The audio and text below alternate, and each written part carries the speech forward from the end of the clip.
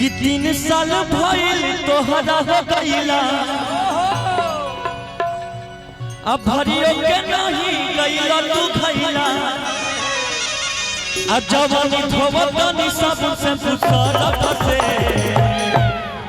ई गाना अपने एल्बम के है कि बुद्धि नया किया बरफ से आया जाए रजऊ रब से।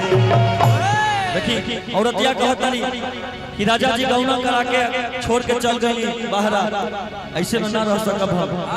तो देखी राजा जी उनका फोन पर कैसे बताओ तनी, कैसे कहतनी कौन भाव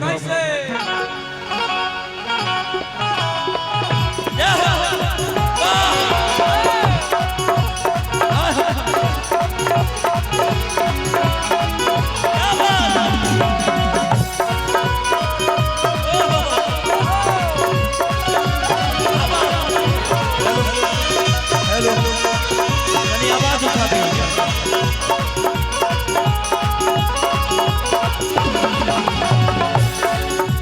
और देखिए 3 साल भइल तोहरा हो गइला हरियो के नहीं गइला तू खइला। 3 साल भइल तोहरा हो गइला हरियो के नहीं गइला तू खइला। जवानी धोवतनी सब से पुछरत से। और देखी कहतनी औरतिया बुद्धि नया किया बरफ से आ जाए रजऊ रब से। बुद्धि नया किया बरफ से आ जाए रजऊ रब से। बुद्धि नया किया बरफ से आ जाए रजऊ रब से।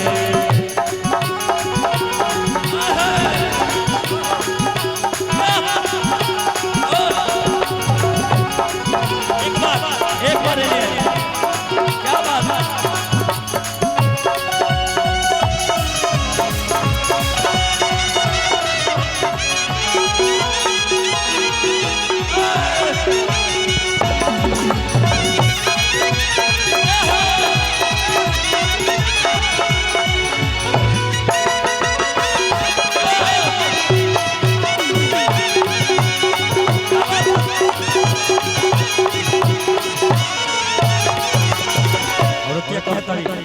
कि राजा जी कुछ ना चाहिए, ना सोना चाहिए, ना गहना चाहिए, ना जेवर चाहिए, ना साड़ी चाहिए, कुछ ना चाहिए, बस हमरा आ जाए रुआ उतने काफी बा।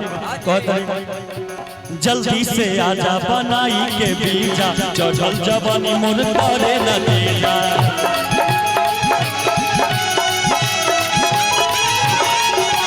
जल्दी से आजा बनाई के बीजा चढ़ल जवानी मोर करे न देजा।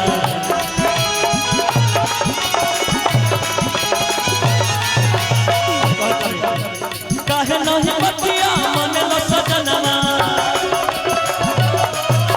काहे नहीं बतिया मनला सजनवा। पिया पिया जाते हो गाँव से बदनवा हम चिल्लात बनी होलिए परब से।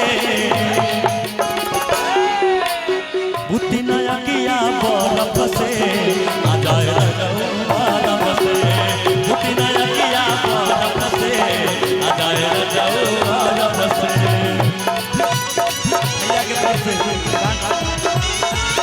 त्यागी बाबा हजारों हजार के आशीर्वाद।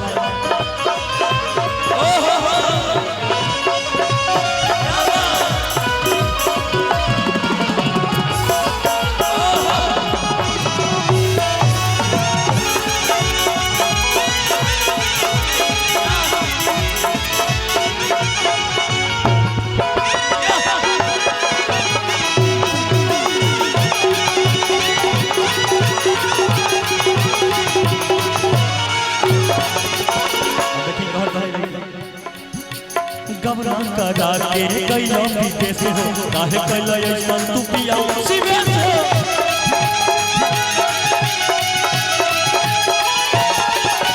गबरा करा के कैलो विदेश हो काहे कैलो ऐसा तू पिया शिवेश हो।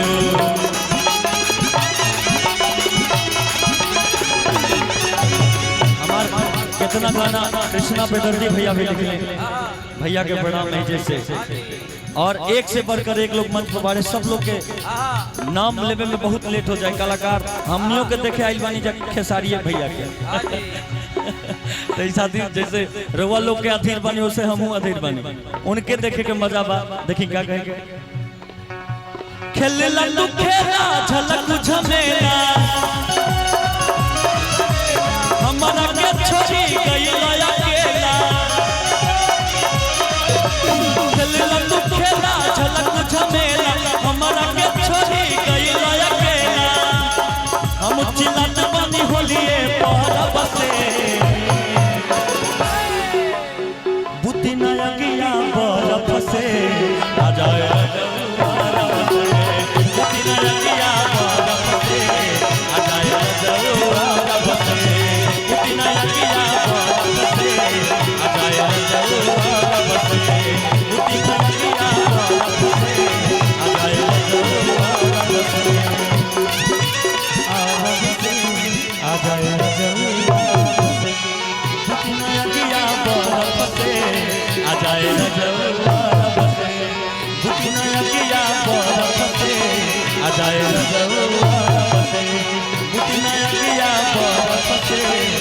I